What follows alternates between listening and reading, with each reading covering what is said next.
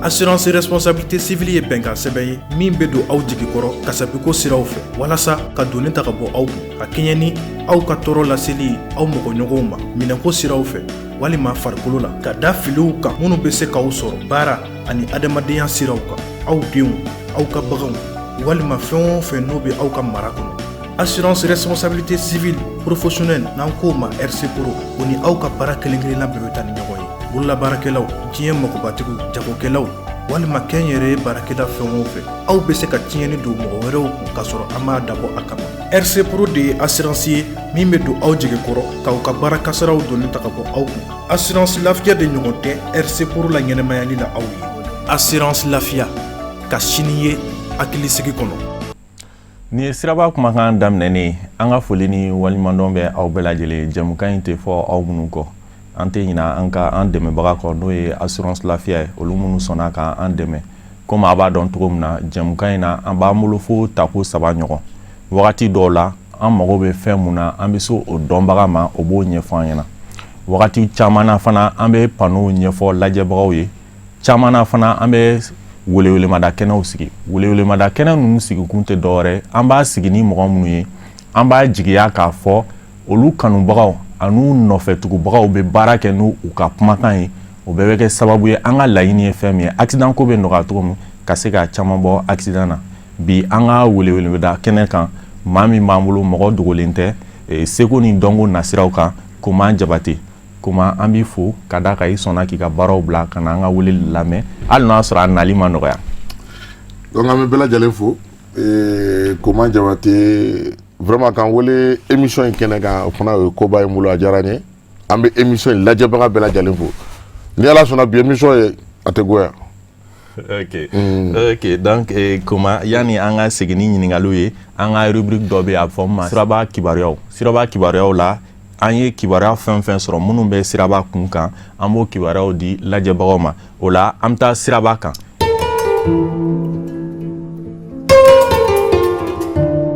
Bi siraba kibaruyaw la assurance jɛkulu ye farala ɲɔgɔn kan ka don kɛrɛnkɛrɛnnen dɔ suganti u ko don ma journée de l'assurance donc o bɛna kɛ alamisa don novembre kalo tile 28 o ye kunnafoni ye mun bɛ siraba kan bi donc an bɛ a ja dɔw lajɛ. An y'a jateminɛ k'a fɔ assurance ye fɛn dɔ ye a faamuyalenba tɛ an ka jamana kɔnɔ donc a ka kan minnu ka baara ye ka kunnafoni di n'o ye journalistes ye olu k'an dɛmɛ nin baara in na ka se ka maliyɛnw ladɔnniya assurance ye fɛn min ye donc o de kama an ye nin journée ye k'a kɛ an ni journalistes ka ɲɔgɔn masala hakilina min ye an bila ka nin journée organiser o y'a ye de k'a fɔ komi n y'a fɔ cogo min an ka baara in dɔnnen tɛ an bɛ yen de ka adamadenw dɛmɛ donc n'i ma faamuya o la n y'a dɔn o ye baara ye dɔɔni donc a ka kan sisan komi an yɛrɛ de ka baara ye an de ka taga ɲɛfɔli kɛ sisan donc o de kama an ye nin journée in instauré pour que an ni an ka clients an ka se ka échange kɛ donc u hakilinata ye min ye u ka besoin ye min ye an k'o faamuya pour que k'u nimisi wasa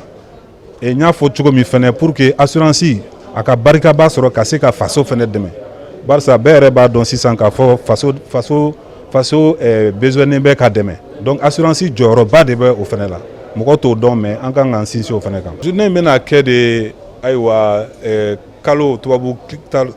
tile o novembre kalo tile 28 na hôtel Radisson na Bamakɔ yan nɔ. O tɛmɛnen kɔ an dɛmɛbaga n'o ye assurance lafiya ye olu fana siraba kibaruyaw la olu fana bɛna u ka ɲɔgɔn ye san ɲɔgɔn ye ba kɛ mun bɛna kɛ sibiri don novembre kalo tile 30 u dagayɔrɔ la assurance lafiya yɛrɛ dagayɔrɔ la ACI 2000 la o fana tɛmɛnen kɔfɛ moto belebelebaw kanubagaw u b'a fɔ minnu ma motarisiw olu fana bɛna tile 3 kɛ ka ɲɔgɔn kunbɛnba dɔ kɛ ɲɔgɔn kunbɛn in na o y'a yira an na k'a fɔ a bɛna boli fɛn mun kan o de ye ka maaw ladɔnniya kasiki donni ani kɔlɔlɔ minnu bɛ sira kan walasa ka maaw ladɔnniya o la o bɛna daminɛ novembre kalo tile 30 fo ka taa bila décembre kalo tile fɔlɔ la donc u bɛna tile 3 kɛ tile 3 u bɛ a bɛɛ kɛ ladilikan ye k'a ɲɛsin bolimafɛn bolilaw ma ninnu de ye siraba kibaruyaw ye an ye mun sɔrɔ nin kunɲɔgɔn in kɔnɔna la.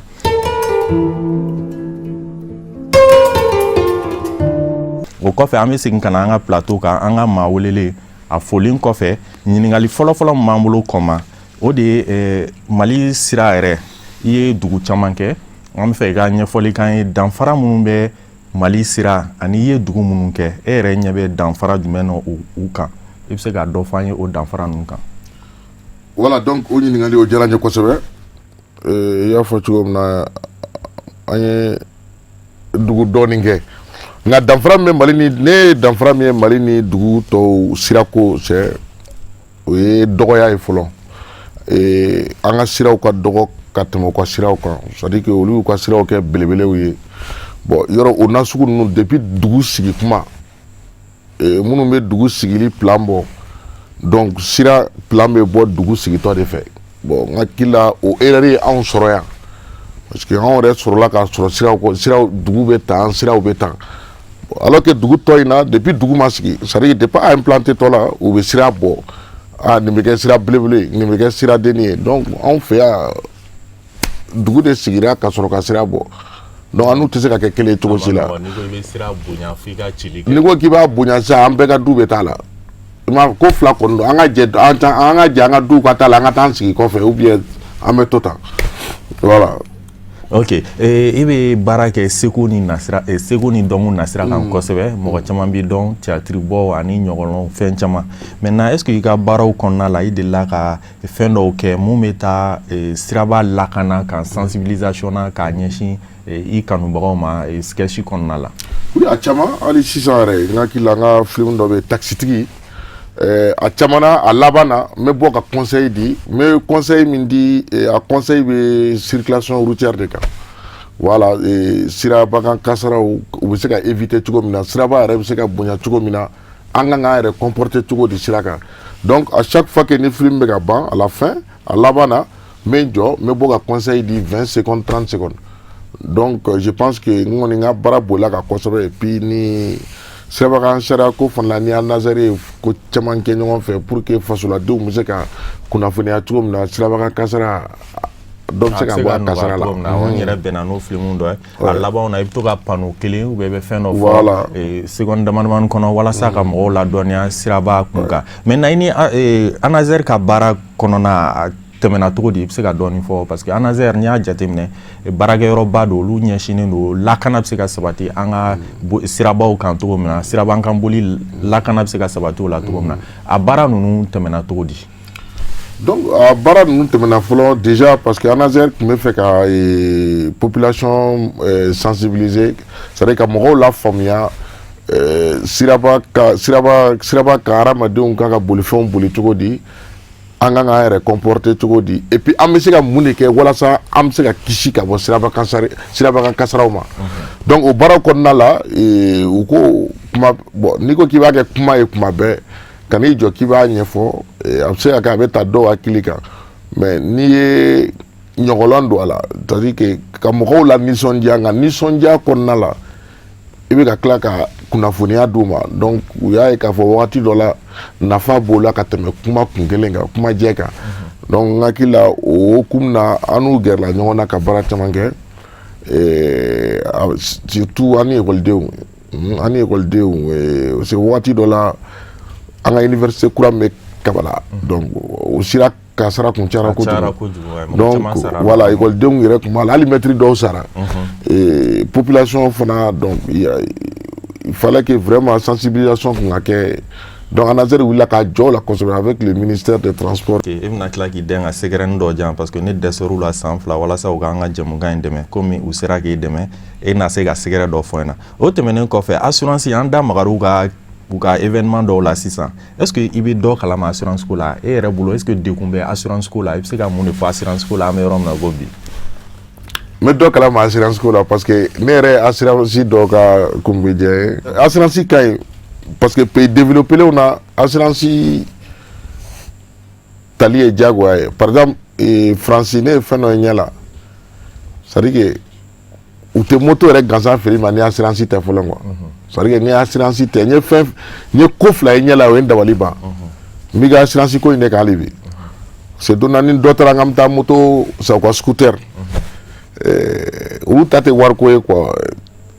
donc an nana an ko an bɛ sanni kɛ min bolo fɔlɔ ko ni permis ma yira la k'a t'a di wari bɛ ka don ni permis ma yira a la a tɛ moto feere. malgré que wari bɛ ka don ale kun mais ni permis ma yira a la ale tɛ moto feere. filanan fana ni assurance tɛ da moto kan ale t'a feere. a tɛ tɛmɛ o kan. donc o ye pays développé ye anw fɛ yan bon ne tɛ jigin mɔgɔw la kosɛbɛ parce que ici i n'a fɔ e ka émission n'a ɲɔgɔnnaw il y a un gros souci de communication c'est à dire que communication de tɛ kɛ yan ne ye citoyen de ye n ye fasoden ye mais ne yɛrɛ t'a dɔn assurance ye min ye e bɛ fɛ ne k'a ta ne yɛrɛ t'a dɔn min don. o ka gɛlɛn. donc il faut que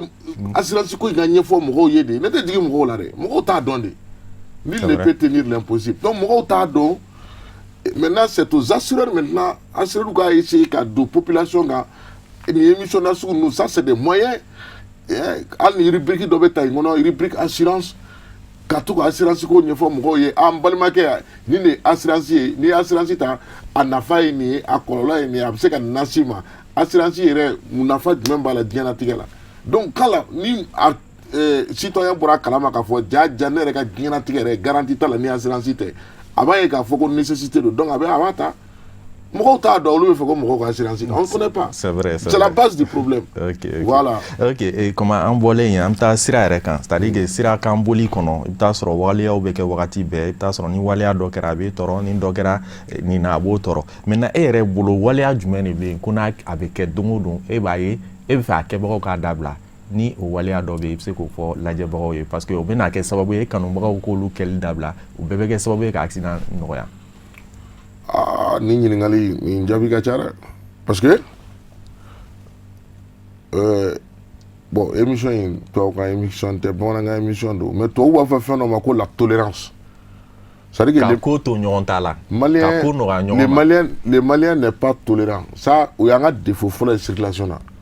C'est-à-dire an tɛ ko to ɲɔgɔn ta la quoi. Malien yɛrɛ tɛ vitesse ta fo n'a ɲɛ b'i la ka sira tigɛ. C'est-à-dire hali n'a bɛ ka na 50 à l'heure n'a ɲɛ b'i la ka sira tigɛ a bɛ taa 80 à l'heure. Et c'est au moment qu'il a bɛ e kɛtɔ ye k'a tigɛ de k'a bɛ dɔ fara vitesse kan. Tout simplement e kana se ka tɛmɛ. I n'a fɔ n'i bɛ fɛ ka tɛmɛ dɔ la a tɛ dɔ fara a ka vitesse kan fo n'e bɛ fɛ ka tɛmɛ. Voilà effectivement. Ou bien e ye piéton i b'i sen na a ɲɛ b'i la fo ɲɛfɛ i kan ka sira tigɛ. Le monsieur il est à 40. Maintenant, il y avait là, il s'est à 60 à l'heure. Donc, quand il y a une urgence, mais c'est le mandro, il n'est pas tolérant. En la circulation pour les on n'est pas tolérant. Mobilité ou baquet, moto ou baquet, négociation ou baquet, calcatantique ou baquet. Il m'a fait moi. Autre melon à boué, chokroba ou baquet. Musokoroba ou baquet. C'est-à-dire que Mali circulation, agicota là, c'est tout le monde qui fait du mal. Il m'a fait moi la kodo au béquet, il t'a trouvé mon corobado, il sait qu'il prend, mais il va faire qu'on a une faille pour notre chokrobato, ou bien ne pas faire notre chokrobato. Tu vois, je nous t'ai dit qu'on a payé. Donc, notre génération quota là, agicota là, tchekota là, musokota là, c'est-à-dire que, mi dit quoi que circulation, moi je ne suis pas d'accord. On n'est pas tolérant. Mais wolo mun kan ka kɛ o la pour que est-ce que jamana ɲɛmɔgɔw don ou bien usagers yɛrɛ de kan ka hakili dɔ sɔrɔ ou bien mun kan ka kɛ walasa olu bɛ nɔgɔya. Parce que Mali la impunité de bɛ entouré quoi. Mɔgɔw bɛ fɛn kɛ o tɛ puni quoi. Imaginez en Europe, police tɛ jɔ circulation na i n'a fɔ an ka police b'u jɔ cogo min na ka mɔgɔw fiyɛ n'i ye ko dɔ kɛ non. N'i y'a kɛ i bɛ taa sɔrɔ i ka contrevention sɔrɔ i ka boîte kɔnɔ. Hali ni nɛgɛ minɛ ɲinɛ i b'a sara. C'est-à-dire qu'il faut que l'État se donne des moyens pour que ka mɔgɔw puni. Circulation filɛ ne punition ma kɛ farafin tulo jalen don. Non n bɛna yɛrɛ f'i ye farafin tulo jalen don. Surtout ayi n bɛna kuma de f'i ye ayi n'a y'a kɛ musalaka ye a ko tɛ ban dɛ. I m'a faamu wa donc an tulo problème dɔ b'an tulo la quoi donc n'i m'an puni c'est-à-dire n'i m'a yira n na yɛrɛ ko nin ko in i kan ka puni a la an t'a dabila. Imagine moto yɔrɔ i yɛrɛ i t'a dɔn ko moto ye danger f'i ka don mɔbili boli la i bɛ sɔrɔ hali n'a mototigi dɔ ko k'a b'i ta n'i yɛlɛla o kɔfɛ il faut qu'il se yɔrɔ i bɛ jatigɛ la. Voilà parce que le fait que mototigiw bɛ boli cogo min na wonu u tɛ wo to u tɛ fɛn to yen alors que i magara mobili la dɔrɔn i ye su ye bon ne ko fɛn min bɛ ne tɔɔrɔ circulation na n ye fɔlɔ f'i ye ça c'est o ye an tɛ ko to ɲɔgɔn ta la. Filanan fana ye min ye maliyɛn tɛ se dépassement na.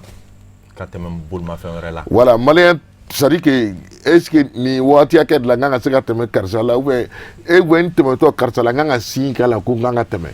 c'est yan de i bɛ bali dɔrɔn mɔgɔ bɛ ka tɛmɛ i kɛrɛfɛ o ye ala m'an kisi ye quoi o ye filanan ye sabanan fana c'est quoi o ye le non respect du fait tricolore c'est-à-dire maliyɛn tɛ fɛn bonya ne t'a dɔn an ka fɛnw de dilan cogo don wa ou bien je ne sais pas mais n bɛ ka min f'i ye bɛɛ de b'a la dɛ cɛkɔrɔba denmisɛnnin n'a y'a sɔrɔ âge dɔ de tun don mɔgɔkɔrɔbaw ta la an b'a fɔ ko tiɲɛ la Mali denmisɛnninw mais bɛɛ c'est toutes les générations o de kosɔn circulation na i bɛ mɔgɔw ye u bɛ tile ban ka ɲɔgɔn dɔgɔya parce que e t'a bonya ne t'a bonya bon mɔgɔ fana tɛ yen ka e pini mɔgɔ tɛ yen ka ne pini donc min mana n diya an b'o de kɛ. I da sera feko mun ma a wagati a problème bɛ ne sɔrɔ don o don parce que fe dɔw bɛ yen i bɛ taa sɔrɔ flèche dilannen don ka k'a la o kɔrɔ ni e bɛ fara e kan ka fara hali n'o y'a sɔrɔ fe bɛ rouge la flèche orange bɛ k'a la ou bien ni polisi bɛ yen hali n'a bɛ rouge la ale bɛ se k'i to yen a fɔ k'e k'a tɛmɛ mais fe dɔw la i bɛ taa sɔrɔ flèche t'a la a bɛ rouge la donc sariyaw y'a yira e kan ka jɔ de diyagoya ni flèche t'a la dɔrɔn o kɔrɔ i kan k'i jɔ de f'e ka kɛ vert mais i bɛ dɔw de kɔfɛ olu yɛrɛ bɛ ɲini ka na bɔ kɛnɛ e bugɔ k'i t'a dɔn i t'a dɔn i kan ka taa de hali n'a bɛ rouge la e bɛ se ka taa flèche de dun kelen nu kan ka k'a la ou bien polisikɛ b'a fɔ i ka taa o problème bɛ ne yɛrɛ sɔrɔ tuma bɛɛ parce que ne bɛ n jɔ ne b'a fɔ a tigi ɲɛna ne tɛ taa n'a ma kɛ vert ye casque ni ceinture sirili nafa ka bon circulation na kosɛbɛ e hakilina ye jumɛn o la parce que an b'a ye k'a fɔ Bamakɔ yan a matarafalen tɛ est ce que jamana ɲɛmɔgɔw de kan ka jagoya a ka matarafa wa ou bien bolimafɛn bolilaw yɛrɛ de kan ka dɔn n ka nafa b'a la k'a kɛ. N kɔni ma dɔ dɔn tubabu kɔni fɛ yen surtout en France n'i ma ceinture siri n'i minɛra ça fait 90 €. 90 €. awɔ i bɛ 90 € sara là-bas c'est fini i m'a faamu wa hali kɔfɛmɔgɔ i bɛ ceinture siri n'i m'a sara i fana ka wari bɛ yen o de tɛ yan. i ye mun fɔ a bɛɛ bɛna o la. donc kuma bɛna bila ne ka impunité ko in de la donc punition t'a la quoi. Imaginez i minɛ ko kelen 90 € a converti CFA la ah c'est waa tan dɔɔni. bon n'a fɔra k'i minɛr'o la siɲɛ kelen a waa tan dɔɔni siɲɛ fila non ma dɔ la hali ceinture n'i bɛ sunɔgɔ la i bɛ sɔn k'a siri. voilà donc mais o ko waa tan ni ko la n'o na arranger kɛmɛ kɛmɛ fila a b'a tigi encourager. arranger cogo di. ka arranger kɛmɛ ani kɛmɛ fila n'o tɛ n'i ye waa tan gosi a tigi kun siɲɛ fila kabako don ani ceinture bɛ da kasi. voilà.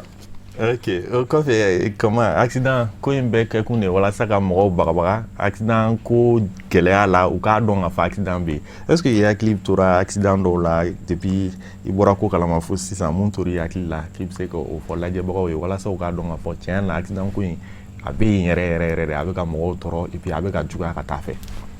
ouais ne ta bon est ce que sani ka mɔgɔw ta fɔ n tɛ n yɛrɛ ta fɔ wa. n yɛrɛ ta ne bɔn ne yɛrɛ bolo ne ta de juguyara n yɛrɛ ma ka tɛmɛ a bɛɛ kan parce que mais o sɔrɔla sira kuleya fɛ Kayi o ye Kayi sira ye yarɔ maa t'o fɔ maa ye bilen voilà n hakili la an nana bali dingɛ la caman ka tugu ɲɔgɔn kɔ an ka mɔbili ye kaliko 4 kɛnan ye ne yɛrɛ de tun bɛ k'a boli n kaman karila yɔrɔ maa tɛ ɲinɛ o kɔ dɛ. non maa tɛ ɲinɛ o kɔ n ye kuma in mɛn mɛ a wagati la. voilà donc n kaman karila bon k'an bin kunkolo kan ko kun ɲamina dɔɔni nka kunkolo ma tiɲɛ n bɛ nɔ la. mais ceinture tun tɛ la. non ceinture tun bɛ na parce que je ne voyais jamais sans la ceinture. voilà ni m'o kɛ dɔ wɛrɛ kan parce que an ka artiste caman ye accident sɔrɔ. an yɛrɛ artiste surtout n hakili la an ka artiste fɛn tora accident ko la sɛgɛsɛgɛli y'a yira k'a fɔ ceinture tun t'u la voilà donc o yɛrɛ kan ka kɛ hakili ye min o kan ka kɛ vraiment misali ye min m'anw sɔn hakili la quoi donc vraiment bon o ceinture ko in fana la y'a idéologie dɔ bɛ Bamakɔ yan c'est hakilina dɔ bɛ yan c'est à dire population fankelen bolo ceinture bɛ siri de dɔrɔn n'i kan ka voyager. mais en réalité an ka sariyaw kɔnɔ o de bɛ yen n'i bɛna voyager mais sariya in de parce que a taara a mɛnna o y'a sɔrɔ mɔbili man ca siraw man ca donc sariya in ye kɔrɔlenba de an y'o de fɔ u kan ka sariya in de kuraya quoi parce que an ka sariya de kɔnɔ o de ye tiɲɛ yɛrɛ yɛrɛ n'i bɛna voyager de Bamakɔ kɔnɔna t'a la mais a kan ka falen parce que mɔbiliw bɛ yen sisan comment n'i donna k'u siri n'i ma ceinture siri e yɛrɛ t'i lafiya u bɛ kule i da la de fo wagati min na. ja yɛrɛ b'o sariya ko dɔn o de ko parce que ne bɛ tubabu dɔw ye a tɛ ceinture siri i b'a sɔrɔ olu y'a sariya kalan n'a tɛ yen ka ban i b'a kɛ non ay mais yɛrɛ ka lakana kama ay mais charia il faut le voir ouais a kɛra mɛn non an y'o fɔ charia in ye a kɔrɔlen ko de donc ama u ko a bɛ charia bulon kɔnɔ u bɛ ka yɛlɛma don a la mais o yɛlɛma ko in bɛ ɲini kana san 2 sɔrɔ u bɛna maga constitution an ka tila u sɔn ka maga fana la ayiwa i da t'o la ok ay bi émission ka di dɛ ok comment o kɔfɛ n bɛna ɲininkali mun k'i la o ye e bolo faamaw ka wulikajɔ kan ka kɛ mun de ye nin ko la halisa walasa hali bi accident ko in bɛ nɔgɔya parce que ko in bɛɛ kun de accident ko bɛ nɔgɔya cogo min na jamana in kɔnɔ. Vous savez an bɛ jamana min na on demande plus de droits que de devoirs. I m'a faamu wa c'est à dire que i ka kɛta ni jamana ka kan ka mun kɛ. Ouais an bolo kuma bɛɛ a kan ka k'anw ye de quoi mais anw yɛrɛ man ka foyi kɛ c'est à dire que o de ye maliyɛn ka hakilinata ye quoi i m'a ye kuma bɛɛ an bɛ kule la donc a kan ka kɛ anw ye de dɔrɔn mais an kan ka min kɛ yɛrɛ an t'o ɲini k'o ɲɛ dɔn donc n ye autorité ta f'i ye n'o y'an ka ɲɛmɔgɔw ye o ye ka sariya gɛlɛn sigi a ko kama bon ni sariya gɛlɛn sigira anw fana kan k'a bato de ça c'est normal mais n ka cɛ Mali circulation autorité nɔ tɛ maliyɛn yɛrɛ nɔ don c'est à dire tubabuw b'a fɔ fɛn dɔ ma ko l'indiscipline sur la route o de bɛ yan n t'a dɔn n bɛna fɔ bamanankan na cogo min na k'a nugu bonyabaliya ka mɔgɔw ka sariya bato baliya o indisciplinia in de bɛ yan mɛnɛ sariya bato baliya cɛkɔrɔba musokɔrɔba denmisɛnnin muso cɛ c'est à dire que foyi e ka fɛn dɔ fɔ sira kan yan min bɛ bonya est ce que ni sennama kan ka sira tigɛ piéton tubabuw fɛ yen dès que piéton y'a sen na gidɔrɔn kan hali n'i bɛ 200 à l'heure k'i k'i jɔ. awɔ ko sariya bɛ sennamatigiw bolo n'u bɛ sira kan n'u sen kelen bɛ sira kan u bɛ fɛ ka tɛmɛ. bon n'i y'i jɔ sennamatigi n'i sen na gidɔrɔn kan n'u b'i faga i k'a fama tu i m'a faamu ala k'i ci n'i y'a da yan ko mɔgɔw jɔtɔ don non ni m'i kɔlɔsi et puis ni m'i kɔlɔsi a face fila bɛɛ min bɛ nalen ani min bɛ taalen o bɛɛ bi dɔ in b'i di dɔ in ma. et puis mun ka jugu yɛrɛ an bɛ o accident tuma caman e b'i jɔ ka sira di sennamatigi ma ale b'a fɔ a bɛ tɛmɛ dɔɔni vitesse bɛ bɔ kɔfɛ ka n'a ta. ko fila bɛɛ min bɛ nalen u b'a ta i man ka musokɔrɔba bɛɛ tension b'u minɛ k'u to boli la donc u bɛ boli musokɔrɔba an ka musokɔrɔba bɛɛ kɛra sportif ye parce que musokɔrɔba ni musokɔrɔba kɔni n'i bɛ sira tigɛ i kan k'i tɔgɔma i frère ma walayi a dɔw kɔ kurulen don mais n'i y'u ye u bɛ siran n'i y'u ye boli la gidɔrɔn kan n'i y'u jɔ u b'u faga denmisɛnninw b'u fa manamanafɛnw na dɔrɔn u yɛrɛ b'a dɔn k'u falen don. nka i da sera o manamanafɛn ma est ce que ladilikan b'i bolo k'a ɲɛsin o minbagaw ma. mais o nɔba bɛ accident ko la an bɛ wagati min na. mɔgɔ tɛ se k'olu ladi parce que olu yɛrɛ ko ni i fa o fɛn ninnu na de k'i hakili bɛ sigi yɔrɔ an tɛna ɲɔgɔn faamu bilen o an ko n'i fa n'i b'a bɛɛ ɲagami olu ko non k'o yɛrɛ de ka ɲi k'i hakili bɛ sigi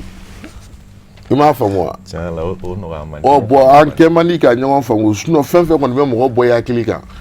n hakili la circulation na o ye danger ye parce que circulation yɛrɛ ye hakili ko de ye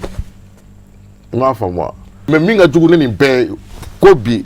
ça c'est l'utilisation du téléphone au volant. i da sera kuma ma sisan. c'est à dire ne yɛrɛ tun b'a kɛ nka ne y'a dabila awɔ ne tun b'a an tɛ nkalon tigɛ o mɔgɔ tɛ ni basa ku ma tigɛ a tɛ wo da yɔrɔ dɔn dɛ. u b'a fɔ ten. c'est à dire que don na n tora n bɛ mobili boli la n ko n bɛ message de ci dɔ ma n bɛ ka taa sira fɛ tan tout droit mais n bɛ bali min na n ye sira tigɛ n yɛrɛ ma tan a bɛ 3 mètres bɔ il suffit que dɔrɔn ni fɛn dɔ tun ka bɛn c'était fini o ta banna ou bien ne ta tun banna donc à partir de ce jour je me suis dit mais hali n'a ma fɔ mɔgɔ ye téléphone man ɲi parce que mobili boli hakilina ko de voilà kelen don e hakili bɛ téléphone na k'i bɛ taa circulation fana gérer circulation c'est pas facile min b'i ɲɛfɛ i k'o ɲini k'o dɔn i kɛrɛ ni kɛrɛ k'o ɲini k'o maîtriser hali min b'i kɔfɛ k'o ɲini k'o maîtriser mais ka tila ka t'i hakili da téléphone kan accident caman bɛ kɛ bi il y a un gros souci à Bamako problème ba bɛ yan mɔgɔw bɛ to mobili boli la bi appel tɛ bi appel ka misɛn mɔgɔw bɛ to mobili boli la bi k'u bɛ message ci. tiɲɛ la o ka jugu n'a bɛɛ. ouais ka message sɛbɛn quoi k'a ci quoi ka baro yɛrɛ kɛ message la. a ka bɔ hakili ma nɔgɔya man di. voilà accident dɔ i bɛ t'o la il suffit que volant dun filɛ il suffit que dɔ i ka kɛlɛkun dɔɔni c'est parti. sira yɛrɛ ye taacogo kelen de ye i bɛ taa sɔrɔ i bɛ voie mun kɔnɔ n'i bɔr'o kɔnɔ dɔrɔn i bɛ don mɔgɔ wɛrɛ de t'a kɔnɔ. donc surtout la jeunesse au côté où un genou a problème un genou il est temps vraiment en gros d'abla accident tu me parce que n'a que la téléphone doré n'a pas téléphone te am ta tigi ni doré tere am meto mobile bol de la manga me message ci café appel tableau message ci ne na ma d'abla accident te bo fo fait. Ok, voilà. Comme wakati kodo, wakati ndirama osira dana, kuma laban mbibolo wala saka jamukan kunche. Donc kuma laban mene bolo ne comment jabate vraiment mais Cherif la fo kosobe, mais Cherif la fo émission il fana kene ka émission siraba kuma donc émission ka encourager et puis ka nyini fana vraiment jamana ngono institution fa be na ni siraba liele no émission ko ata bala parce que ne ma nafa do bi fo ne chele ya émission a nafa be faso den bɛɛ lajɛlen kan ni citoyenneté et puis éducation b'a kɔnɔ donc vraiment ka émission in fo ka waleɲuman dɔn ala k'an bɛɛ kisi siraba ka kasara ma aw minnu fana bɛ ka an sensibiliser yalasa an bɛ kisi a ma ala ka aw fana kisi a ma ka sini kɛnɛya d'a ma. Mais siraba kumakan jamukan kɛnɛ kan ani Koma Jabate seko ni dɔgɔ tigilamɔgɔba don an tun bɛ ka bi siraba kumakan jamukan labɛn welewelemada kɛnɛ tun don walasa k'a ɲɛsin a kanubagaw dɔrɔn tɛ a nɔfɛtugubagaw dɔrɔn tɛ telelajɛbaga bɛɛ ma accident ko bɛ cogo min na bi a gɛlɛyalen don ani Tiganja de la kɔrɔ Tigan de la ka ɲɔgɔn sɔrɔ a ko i tɛ bɔ Bamakɔ i ka ci la ka segin k'i ma accident dɔ ye tiɲɛ de don i tɛ taa kana ni ma accident o accident in kelen o kelen i bɛ taa sɔrɔ mɔgɔ dɔ de don o mɔgɔ in bɛɛ i bɛ taa sɔrɔ du dɔ de jɔlen don n'o ye walima du dɔ de jigi b'o o kan o bɛ yɔrɔ min na ne ɲɛna jamana ɲɛmɔgɔ anw bolimafɛntigiw bɛɛ lajɛlen de kan k'i bolo di ɲɔgɔn ma ka se ka fɛɛrɛ tigɛ o ko in accident ko in bɛ se ka nɔgɔya cogo min na bi aw ka jamukan na an ye nin de sɔrɔ hakɛto bɛ nin kan Sali Ala Muhamadu. Assurance responsabilité civile ye bɛnkan sɛbɛn ye min bɛ don aw jigi kɔrɔ kasabiko siraw fɛ walasa ka donni ta ka bɔ aw kun ka kɛɲɛ ni aw ka tɔɔrɔ laseli aw mɔgɔɲɔgɔnw ma minɛnko siraw fɛ walima farikolo la ka da filiw kan minnu bɛ se k'aw sɔrɔ baara ani adamadenya siraw kan aw denw aw ka baganw walima fɛn o fɛn n'o bɛ aw ka mara kɔnɔ. Assurance responsabilité civile professionnelle n'an k'o ma RC Pro o ni aw ka baara kelen-kelenna bɛɛ bɛ taa ni ɲɔgɔn ye. Bololabaarakɛlaw diɲɛ magobatigiw jagokɛlaw walima kɛn yɛrɛ baarakɛda fɛn o fɛ aw bɛ se ka tiɲɛni don mɔgɔ wɛrɛw kun k'a sɔrɔ an m'a dabɔ a kama. RC Pro de ye assurance ye min bɛ don aw jigi kɔrɔ k'aw ka baara kasaraw donni ta ka bɔ aw kun. Assurance lafiya de ɲɔgɔn tɛ RC Pro la ɲɛnɛmayali la aw ye. Assurance lafiya ka sini ye hakilisigi kɔnɔ.